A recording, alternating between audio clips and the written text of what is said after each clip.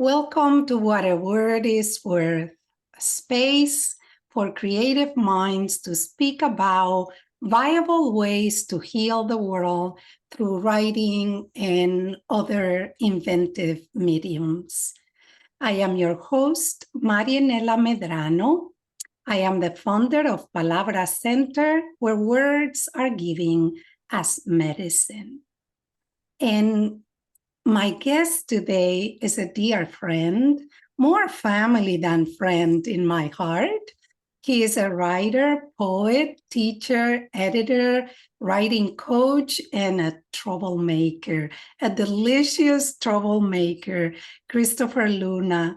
He has authored several books, including Message from the Vessel in a Dream, and his most recent one, Voracity, a testimony of the power of words to shake the earth, and especially when those words come from his mind, his brilliant mind. So welcome, Chris.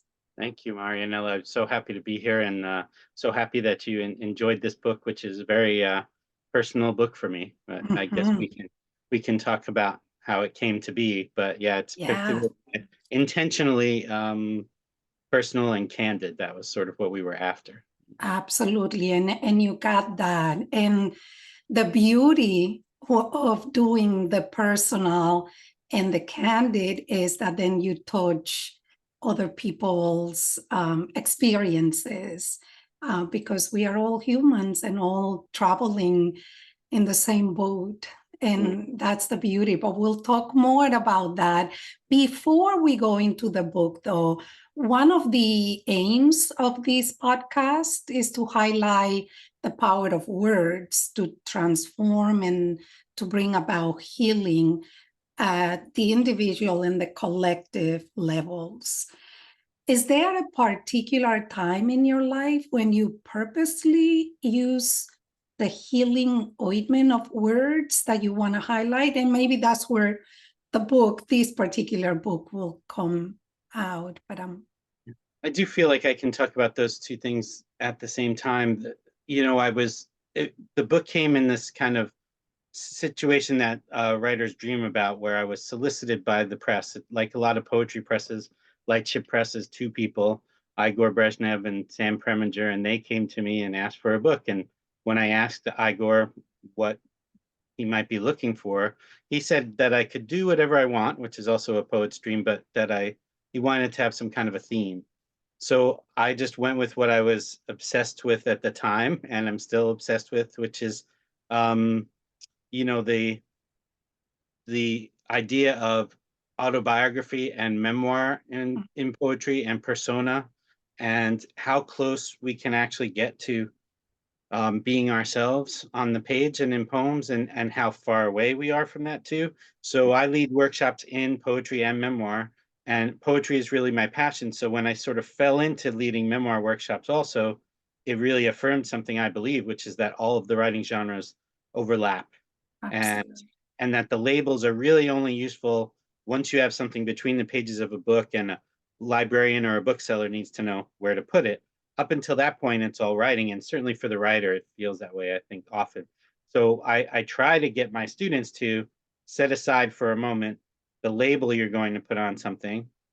Like sometimes people in my poetry workshop might write a short story and then they surprise themselves, oh, this isn't a fiction workshop, why is this happening? And I say to them, it takes the form that it wants to take.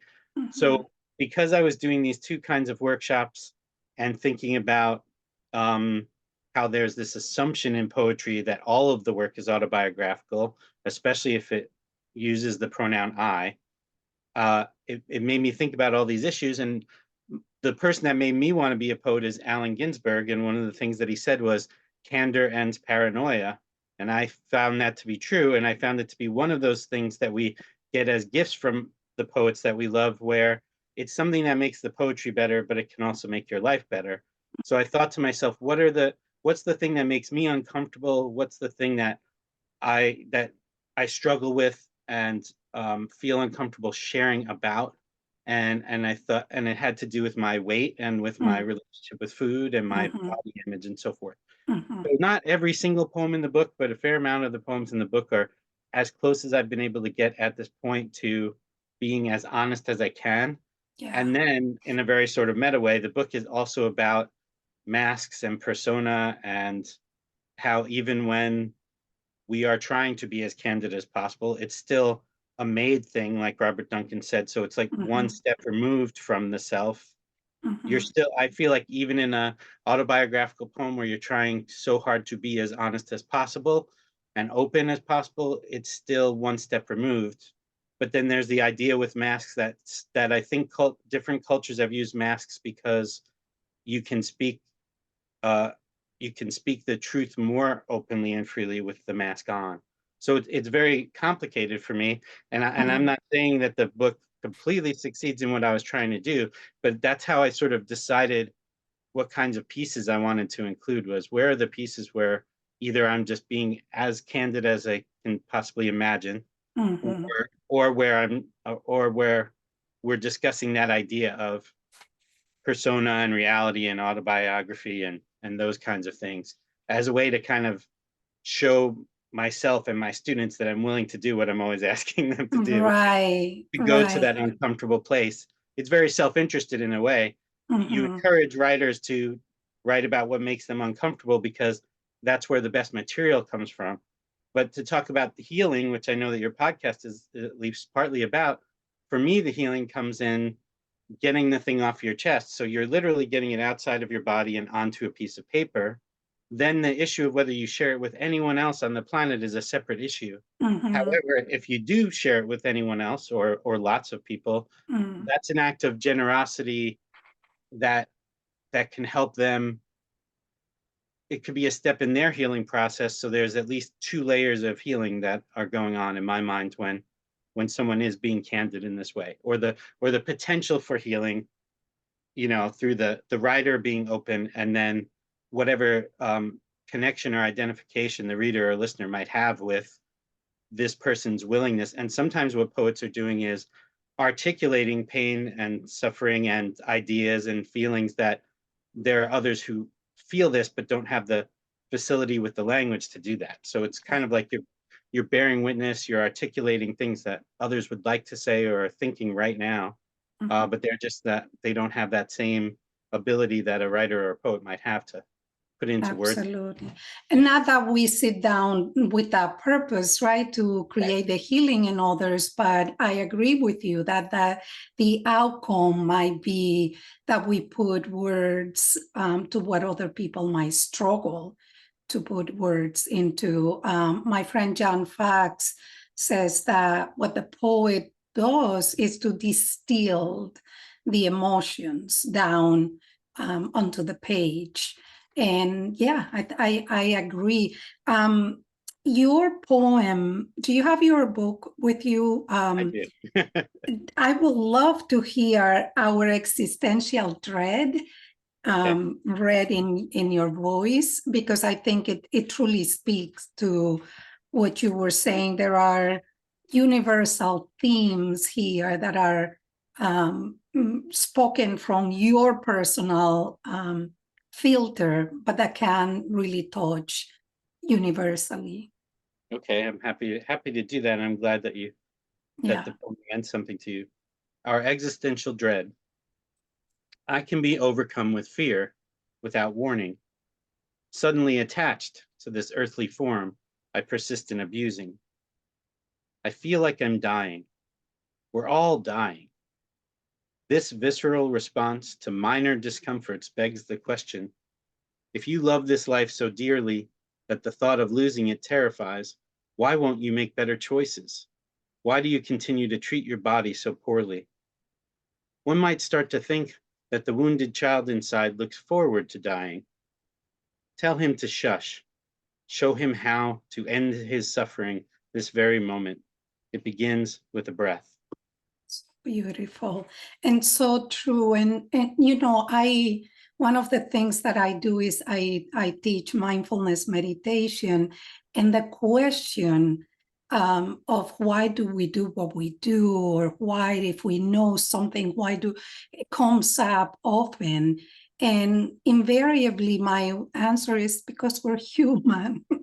And right, we are imperfect beings. And I think you capture that so beautifully in this poem. Is such a reminder that I guess to touch ourselves with compassion too, as we practice our unskillfulness. Yeah, yeah, in that same way that I was talking about healing, I think it Yeah. works that way with empathy and compassion. The arts, all the art forms help to increase empathy and compassion. And I think that the simplest way to talk about how it does that is it helps the viewer, listener, reader to know that they're not alone, Mm-hmm. and that someone else has gone through what they've gone through. It's very Yeah. easy for people to feel like I'm the only person who's experiencing Correct. this suffering that I'm going through right now. And so then, yeah, if someone can articulate something like what you've experienced Mm-hmm. in a very precise and possibly beautiful way, you suddenly feel less alone. And then it's again, it's like passing on energetically Mm-hmm. the compassion that the writer has for themselves to the reader or listener, and then they can feel that for themselves. And it's just I don't know if I don't even see it as linear. I see it as a circular kind of thing. It's circular. Yeah. Yes. And Yes. Yeah. there's an essay, it's from 1950, but I'm kind of obsessed with this essay, and people Mm. can read it online. It's called Projective Verse by the poet Charles Olson. And Okay. I think it's still relevant, even though we're more than a half a century on. And one of the things he talks about in that essay is a direct transfer of energy from the poet to the page and then to the reader. And that's the Mm-hmm. reason why you can read something that was written by someone more than 100 years ago and Mm-hmm. feel as if that person is speaking directly to you. I had that experience with Walt Whitman when I first read Whitman in my 20s, like Mm-hmm. as if this person had written these poems for me, and I knew that this was more than 100 years before I was reading it, that this was Mm-hmm. created, but it felt very personal and very immediate. That's a powerful thing. And certainly people who engage in performance, which I also do, and even audience members who may not be writing, but go to things like open mic readings and poetry Mm-hmm. slams, get to have a kind of, yeah, that direct transfer of energy. So one of the reasons why slams have been so important to oppressed and marginalized peoples is because everybody in the room at a poetry slam sort of feels that liberation and empowerment, and part of it is just to bear witness to this person really bearing their soul, and Mm-hmm. hopefully in an entertaining way, in a dynamic way. But I Mm-hmm. think because slams have a competitive aspect to them, and people are trying to win, Mm-hmm. they're they they think about different kinds of things than a poet just at a regular old reading might think about. And so there's like an extra kind of boost of energy there that I really feel is like an immediate kind of liberation for the audience, that is like what Olson is writing about in the essay, where he says onward instanter. He says that Yeah. that transfer of energy is instant. Yeah. You know? Yeah, so much what you're saying has so much texture. Yes, this illusion of one of the anchor of compassion is the common humanity, the touching the common humanity. So that, when I talk about mindful writing, I invite people to think of this concept of sympathetic resonance, finding the sympathetic resonance with the piece that I present them with. Because, and sympathetic resonance speaks to this idea that if you have two string instruments in both extreme of a room and you strike a chord in one, the same chord is going to be is going to resonate on the other side of the room. And that's what poetry does to us, and that's what generates the healing when we find, that's what's happening to me. I mean, songs also do that, stories do that to us. So I think it's what you're saying has a lot of richness. And what I'm thinking is how lucky your students are to have you walk them through these processes, and also your readers, one of them, because Well, you thank you. really, one of your the ability that you have to capture the nuances of life. I remember those poems that you were writing when Angelo was little, and that was such a beautiful. Do you want to talk about your? Actually, before we go, let me see. Do I want us to go there? Yes, talk to us about your collage poems and that experience of you walking life with Angelo. Yeah, so there are, I think that it's interesting that you should ask me about those at the same time, because I hadn't thought about those from the time that Angelo was born until maybe like 8 or so. I tracked his acquisition of language through Yeah. these prose poems where I was really just writing down what he said and then kind of arranging them into paragraphs. And then I would say like it was maybe like 2 or 3 pages of stuff per month. And that I wasn't calling them collage poems then, but that they literally were. The majority of the material in the book Message from the Vessel in a Dream um, has what I would call collage poems, where I take found material that can come from anywhere, including translated dialogue from films or overheard conversation or the radio or anything, and then arrange and rearrange the lines to get it into a kind of a prose poem format that hopefully has some cohesiveness and not always narrative, but something that feels as if I could have said it, even though all the material is found material. So to a certain degree, a lot of the poems about Angelo were, found poems or collage poems, because I was taking things that he said and incorporating them, always making sure it was clear to the reader what was his dialogue and what might be my commentary on things, right? And you And call that investigative poetry, and well, right? but investigative poetry is a little different. That was invented by Ed Sanders, Mm-hmm. and investigative poetry is a way of creating narrative poetry where you kind of work like a historian or a journalist. You use some of Mm-hmm. those same skills to engage with a time, a place. And so there are these poems that I did in Vancouver that I called the Ghost Town poems. And Mm-hmm. so because of how much time I was with my son and spending with him, he becomes part of some of those. So they were sort of poems and observations about this new place that I didn't understand, that was very different than where I'm from on Long Island in New York, on the other side of the country. And it ended up being about a decade-long project, and they begin as kind of like sarcastic or even angry sort of poems, because that's where my head was at. And then Mm-hmm. I became sort of a poster child for Vancouver literature at some point, because I was nurturing community there. And so there's a shift if someone reads all 10 years. Um, Mm-hmm. and so that I would say that project is closest to investigative poetry, because what I was trying to do was use verse to engage with my new home in Vancouver, Washington, and understand it. Um, Mm.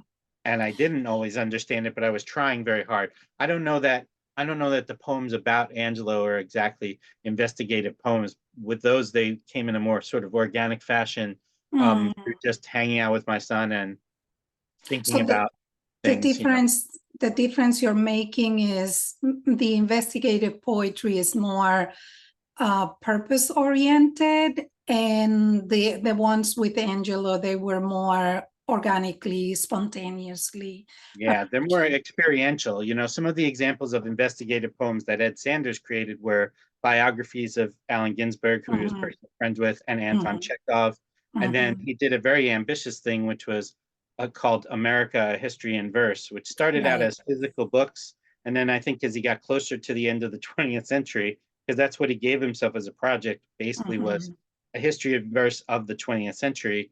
I think that they ended up being electronic, and that is more just has to do with the publishing situation. But to me, this idea of talking about things like the labor movement or the peace movement during the Vietnam conflict, and doing it through verse, what it did for me as someone I was born in 1971 is it made these things come alive. It made me think that if they used investigative poems like the one that Ed Sanders uh, wrote about this time period, it would get students, young people, really interested in history. The way that the labor movement comes alive, which, some of that could, except when people are being physically hurt, I mean, some of it is just really dry sort of history. Yeah. It makes it come alive because of this way that when we do things in verse, it has to be condensed, distilled, like you were saying, and each line of poetry is dense with content, emotional content and other kinds of content in a way that prose is not, because prose can be expansive. So there's something about, and Ed uses data strips. So part of it is like research. Yeah. And Ed also says, if you are living in the cultural or political situation that you're trying to describe through your investigative poetry, that you can be a character in the story. So that's why I say the Ghost Town USA, which I self-published as a chapbook and hope to publish as a expanded, revised version of the whole 10-year project at some point.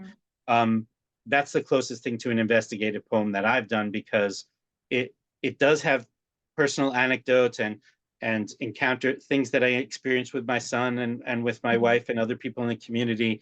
But to a large degree, the Ghost Town poems are me looking at this new place like a fish out of water and just trying to figure out what it's about and what its customs are and how I can survive it, Yeah. Yeah. So Yeah. So you graduated from Naropa University. That's right. Such a mixture of East and West wisdom, right? Tell us about your experience there. And I mean, everything that you're saying, are we hearing Naropa unfolded? How much of I'm curious, by the time you got to Naropa, how much of the fervent or craziness, wild craziness of the 70s was still there? Yeah, What year were you there? I was there from 97 to 99. I think that we can assume that some of that was a little bit less intense than it was in the 70s. However, you could tell that it was a different sort of place. And one way that you could tell that was that all of the people in all of the programs, not just the writing programs, had a story, usually a long story, of how they ended up there.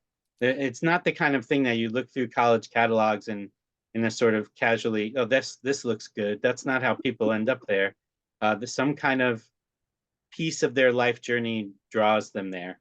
So for me, I think I could do it somewhat quickly. I'll try to do it as quickly as possible. When I was in my 20s, I was an overachiever. I went to film school as an undergrad.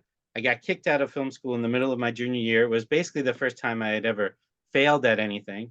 And I told you you're a troublemaker. Yeah.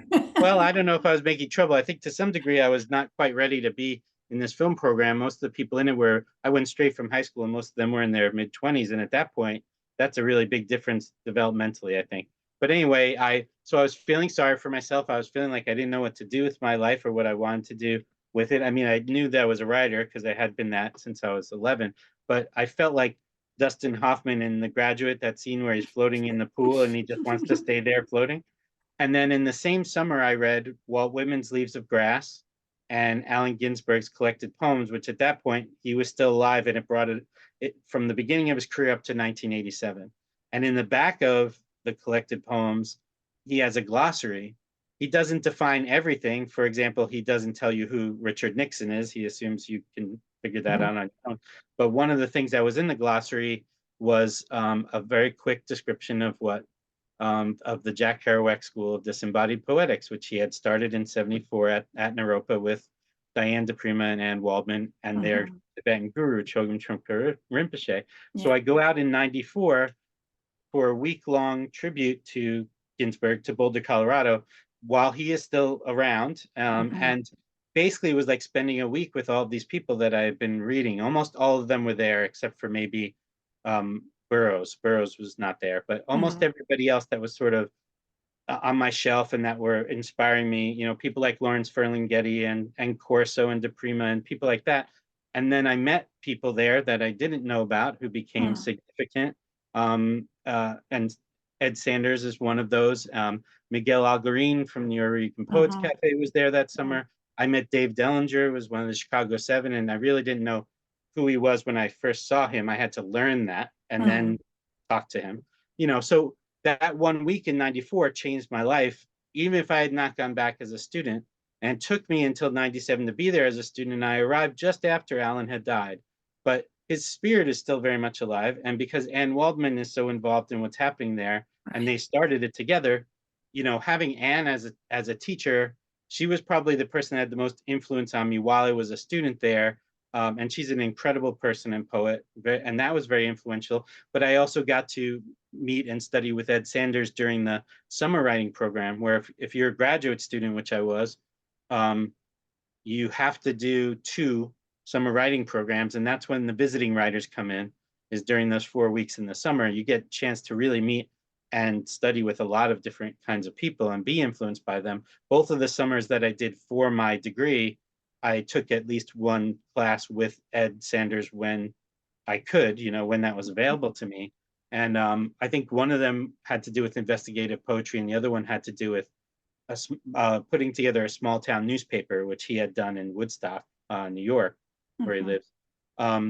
But just having a chance to be around him and to be around some of these other people that Anne um, has this umbrella term for. She calls it the outrider tradition, which basically is just a Mhm. huge umbrella for anybody who's not in the mainstream, Uh-huh. anyone who's pushing against sort of the boundaries of what might be considered mainstream in literature. She calls that the outrider tradition. So, and I would say Mhm. that's pretty accurate when you think about who's come through the school and who is attracted to the school. As if we're talking about the writers, that's Right. the Right. sorts of people that tend to study there and come there as faculty. So Mhm. I Mhm. feel very fortunate, because what ended up happening was I was there for 2 years and left with this idea um, that poetry is vast. In the American culture, we don't do a very good job of teaching it. And I think Mhm. one of the reasons is, especially if we're talking about K through 12, even if you're fortunate enough to have a teacher who knows something about poetry, there's so many restrictions put on them that you come out of high school, for example, maybe knowing about one very tiny aspect of it. So my short 2 years at Naropa, the main lesson that I learned is that it's vast. Yeah. The ways of doing it, the ways of presenting it, the Mhm. ways of understanding it are vast, and that's good news for creative writers, because it means Mhm. you can start where you are, and you can also plug into um, a lineage. Yeah. And Walton calls it a lineage Right. that you Right. didn't even realize was there. That's as powerful as your family tree, Mhm. your actual Mhm. ancestry, but it's Mhm. kind of like your literary ancestry. And once you Mhm. figure out who are the poets who, it's not about you writing like them, it's about poets that you have affinities with, where you share concerns or perhaps approaches to the work. Then once you plug into that, you have like a homework assignment for life that's going to serve you for the rest of your life, and a Correct. lot of reading to do. But reading is such an important part of the work that we do as poets. So that's the main thing I got, I would say, from Anne. If I had to think of like one thing, it was that Mhm. idea of poetry as this vast thing. So now, I did start teaching while I was in Boulder, which I didn't expect to do. But we fast forward to now, where I have a certain role in this community as a mentor and so forth.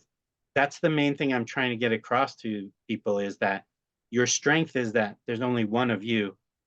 So the task is to learn how to sound more like yourself in the writing. And that sounds simple at first, but it's harder than it seems to be. Yeah. And you don't have to worry about sounding like your heroes in Yeah. any way, Yeah. or your writing resembling theirs in any way. What's really going to be the fun and exciting and great thing about it is that there's only one person who can engage with the universe in the way that you will. And so you can really lean into that and take it as a strength. And for people who are new to writing and don't have the confidence built up yet, I think that it's interesting. You could probably relate to this. in the workshops, how much of the work that I'm doing feels like self-esteem work. And I don't have any particular clinical training, but I Mhm, have had some people in the workshops who do, who mhm. have reflected to me that I'm somehow like intuitively doing some of the same kinds of things that I'm sure that you do, Marianelle, and Yeah, that yeah. some of the people in therapy contexts are doing.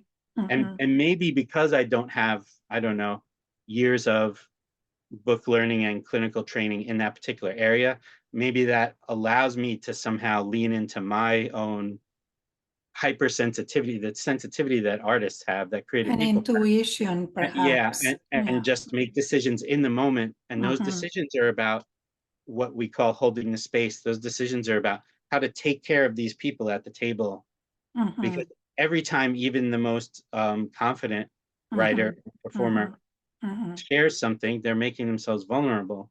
So being Yeah, able to, like, it's basically golden rule stuff, being able to, I'm literally in their shoes, you know, helps me to understand what they might need in the moment. And I really did get that from my Naropa experience, because mhm, the thing that makes I think the education at Naropa so effective for those that it's the right place for is mhm. that these very, in some cases, very famous, certainly very accomplished writers did not treat us like, you know, like we were less than them, or that, you know what I Correct. mean? They really step to you like a peer. And I really think that people can learn more from someone who treats them like a peer, or Yeah. they're more inclined to listen to that person than someone who's kind of like asking you to kiss the ring or whatever, you know? Absolutely. And I think, what, going back to what you were saying about poetry slam and even Naropa follows what I consider to be the indigenous way of looking at the world, where everything and everyone is interrelated. So there is no hierarchical order.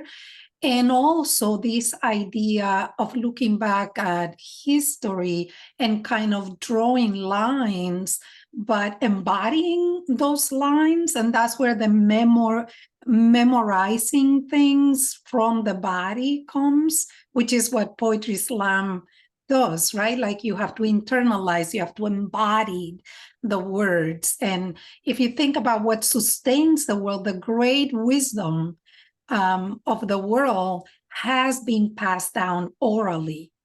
And Yeah, I'm thinking, I don't know if you have read Sand Play by, it's a new book by Taylor John Kaporka. I'm not And familiar with. it's a beautiful book where he speaks about the indigenous wisdom as the wisdom that can help us repair or re-envision the world. So I'm thinking about that in what you're saying, and the experience that you got at Naropa that is cemented, is standing on old wisdom, on perennial wisdom. Yeah, in the Buddhist framework, Yeah, it's referred to as interconnectedness. yep, But then yep. to bring Or the that interbeing, that, yeah, right, the concept of interconnectedness is something you experience when you're at a good open mic poetry reading or poetry slam. You correct. feel connected to all those people in the room, but you Mhm, also feel connected to whatever energy is being created by that performer. What's really mhm, interesting about the what you said about reciting is I don't recite from memory. I always use paper, and I work with musicians a lot. So I'm trying to embody the poem fully in performance, even though I'm not. I will come off of the page. That's one of the things you can do working with musicians. But um, you know, and Anne Waldman is similar. So in a way, I think being around Anne gave me permission, because if you know, even if you were to just look at a few videos on YouTube, Anne mhm. Waldman is someone who really is an embodied Yeah, performer, yeah. and often she is, you know, flailing her arms and shouting or doing whatever she's doing, climbing on top of pianos with a piece of paper in her hand. So I Mhm. think that was permission giving for me from a performance standpoint. That it didn't have to be a requirement that I remember Memorize. everything Mm. and recite from memory. And for me, it's a very kind of a Virgo kind of anal retentive sort of thing where I have a piece of paper because I worked really hard on these poems and I want to get it right. I don't want to mess it Mm, up while I'm up there. I mm, always, in performance, that you always sometimes might change something or yeah. leave something out, or even add some things, improvise a little bit. Mm, But I like to have you know the piece mm. as a sort of a launching pad for whatever is going to happen in the performance. Like your um it's a point of substance too, a point of support for you, you think, To having some the degree, paper yeah. there? Yeah, I think it's yeah. because I have done actual just pure improvisation and Hmm. also really have respect for forms like hip hop Yeah. freestyle, you know. Hmm. And one of the things that I've noticed, whether it's a poet doing it or a hip hop artist, is that a fair amount of this stuff will be kind of like leaning on cliches or tropes, you know. Hmm. Hmm. So again, in a very sort of selfish, self-interested, maybe egoic way, I don't want to fall back on the 5 or 6 things that first come to mind every time you try to improvise. Yeah. I want to have something that I had some time to think about and really fine tune to some degree before I stand before an audience, because I really feel like we're not owed anybody's attention. I feel like we need Mm. to earn that as Yeah. performers. And I say that as someone who's I've read in the traditional sort of things like coffee houses and libraries and things like that, and also in nightclubs and opening for rock bands and really sort of loud environments where the audience is not necessarily there to see a poet or to even think about poetry. Mm. And that really taught me that if you're going to get someone in that kind of environment engaged, you have to have something to say, and you have to say it in a way that's dynamic enough that you might take their attention away from the thousand other things that are there for them to pay attention to, but that really helps as a performer to have that sense that you need to really bring it, and you have to up your energy where Mhm. whatever the energy was. I think the name of your podcast is really interesting because, as I said, I don't remember a lot of Mm. poetry. Mm. I remember things here and there that were really important to me. One of the things I remember was Wordsworth saying poetry Mm. was emotion recollected in times of tranquility. And Mm. for me, that's true, and it also translates to performance. Even if you're just talking about someone at an open mic, no music, Mm. no nothing, Mm. just reading to an audience, the task is to try to recreate the emotion contained in the poem that you may no longer be feeling or living Mm.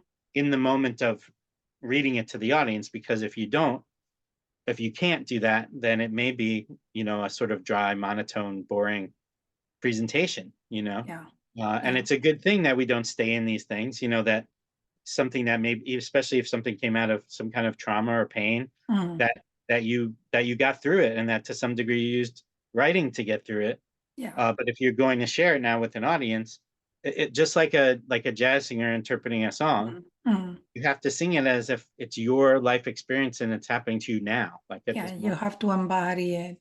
If you care about the Yeah. performance at all, and I care about performance quite a bit, you know. Yeah. Yeah. Yeah.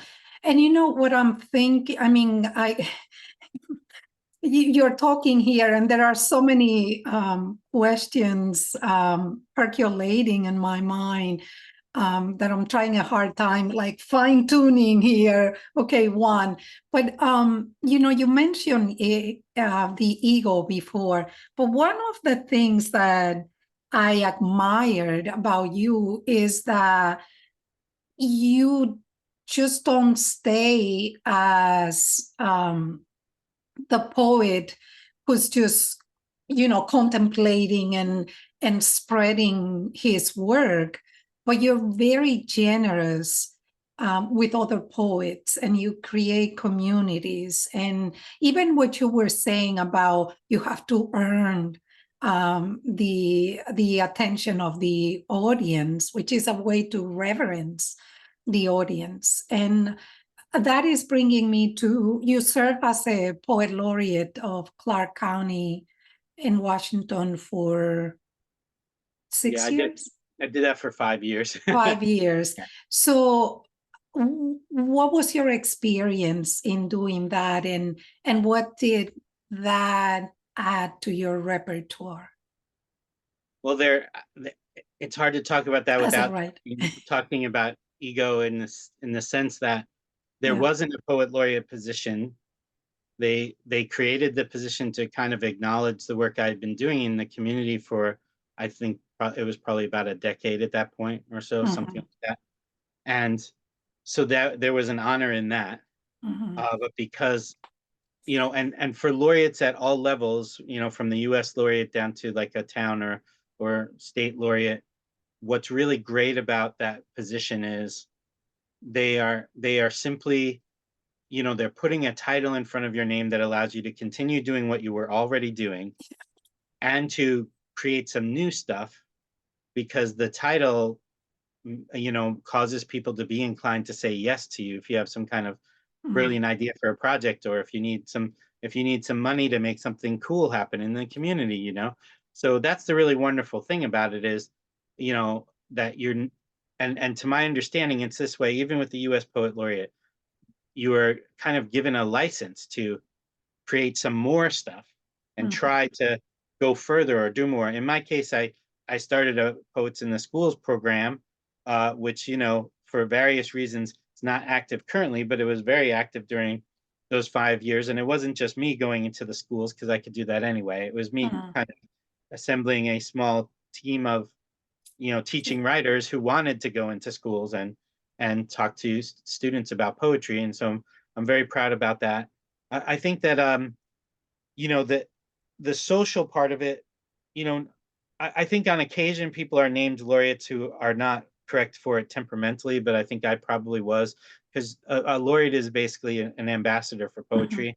Absolutely. I think you have to be someone who actually enjoys talking to a lot of strangers about poetry. Mhm. And some of the questions that you'll be asked or things that will happen in those conversations might be very kind of rudimentary stuff, but Mhm. that's why you want someone who is a cheerful ambassador. Because I always thought about it, and it goes back to Allen Ginsberg. This is for many people you meet as a laureate, you are their first contact with poetry. Yeah. Yeah. So you have a real choice in that moment to To either do make this healing.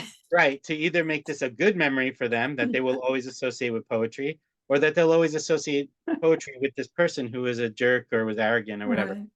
And Mhm. Allen Ginsberg, at that tribute to him in '94, which they called it "Beats and Other Rebel Angels." That's the Mhm. way they title Mhm. things at the Mhm. Kerouac School.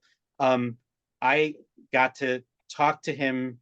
There was a receiving line which was more like a vortex, like being in the middle of a whirlpool, right, of Mhm. people. Mhm.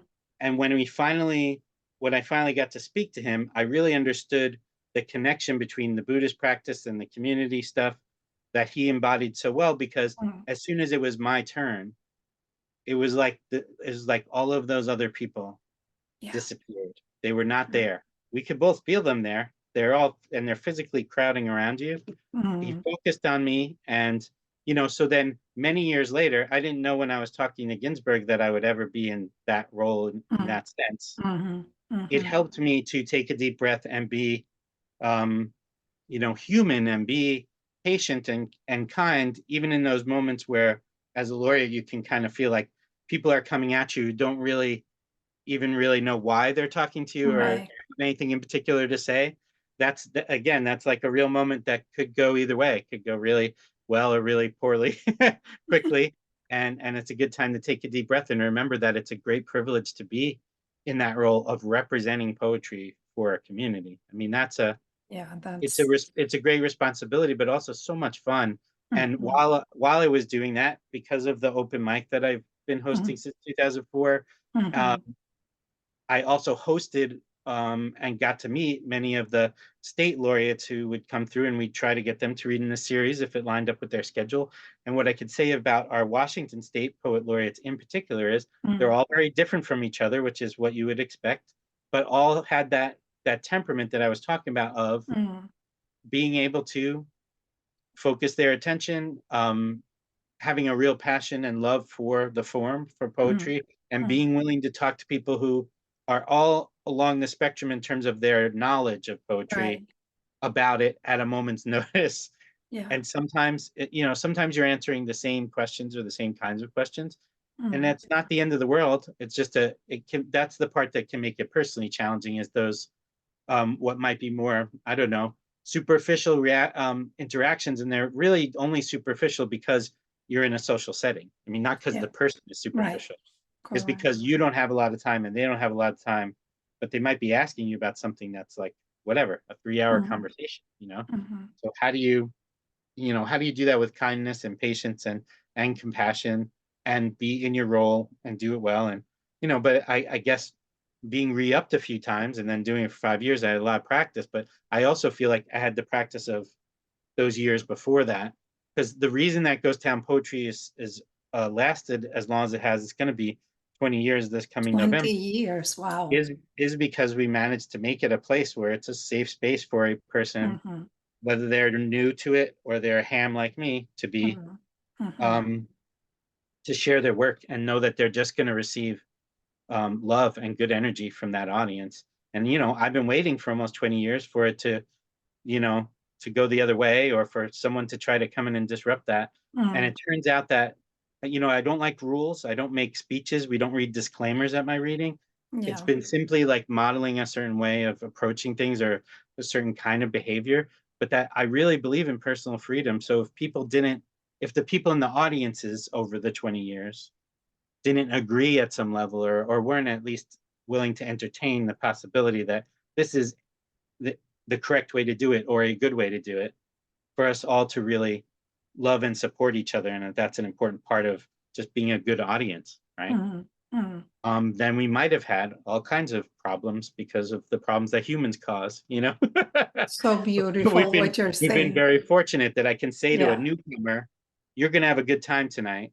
And if there's someone who's reading poetry for the first time in their life, I can say to them, you're going to have a good experience, because these people want to hear what you have to say, and they're ready to give you a lot of love. And no one's made a liar out of me in almost 20 years. And that is part of the healing, right? Giving people a sense of belonging.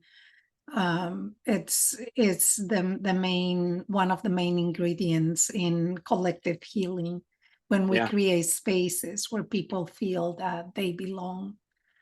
Yeah, and it's very easy for a safe space to become an unsafe space Absolutely.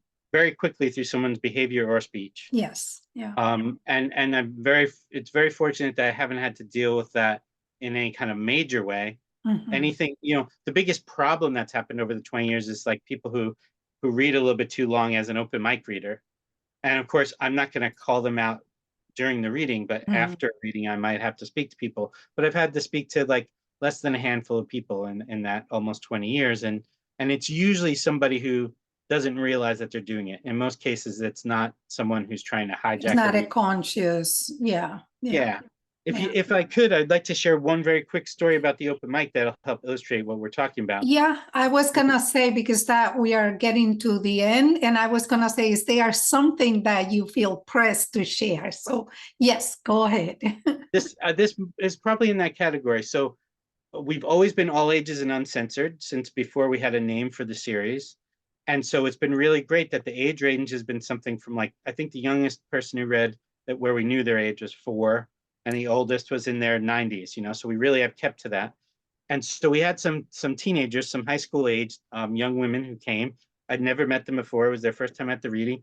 They sat in the front row, and then only one of them was there to read. She got up to read a poem that had some material about suicide, which that is not uncommon among poets, but certainly not among poets who are teenagers. I did the same thing when I was a teenager, right?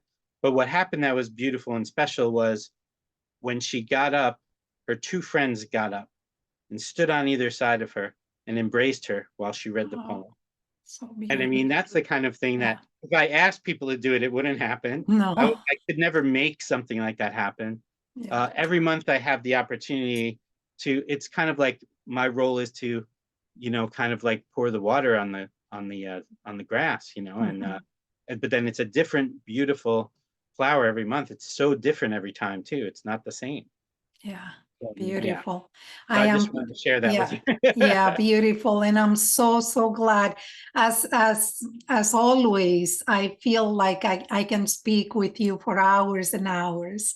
But we have to bring this to a close. I thank you so much for taking the time. And I do hope that the audience is going to find veracity and just dive into this book that is so humanly and beautifully expressed, and that it really touches in universal experiences. So I thank you, and that's it. I'm just gonna say thank you, Thank you and so much for having me. It was a pleasure to speak with you today. sure. Thank you for listening to What a Word is Worth. You can access different versions of today's interview at YouTube and Spotify and other platforms. And if you are interested, hit the subscribe button in your podcast app. And also, if you find our program beneficial, leave us a review. I am with you in love and compassion always, always, always.